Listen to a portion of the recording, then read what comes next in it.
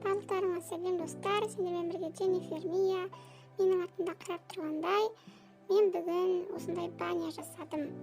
Ендеше ішін көрейік. Мінекей сырты осындай.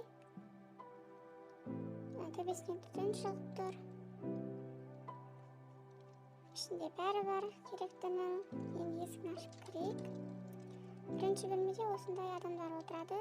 Яғни егер баняға түсіп болса, күтіп, немесе кішкене тынығып отырады. Мына жаққа заттарын қойып қоюға болады. Осылай отырады. Мына жақта әсемдік ретінде шөптер қостым. Мінекей.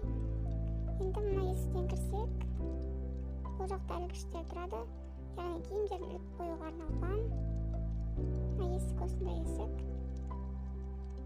Және екінші бөлмеде осындай банямыз бар. Мына ақ заттар бұлар полотенцелар. Осы жерге отырып шомылады. Мына жақтан салқын су бар, ал мына жақта ыстық су бар. Және осындай керек заттардың бәрі бар. Мінекей. Мына жаққа кішкене ковер төсеп қойдым. Бұл жаққа да осылай жарық қылып қойдым. Бұл жақта да кішкене ілгіштер бар, бірақ көп емес. Мына жақта көп ілгіштер бар. Мінекей. Осылай шығып кіріп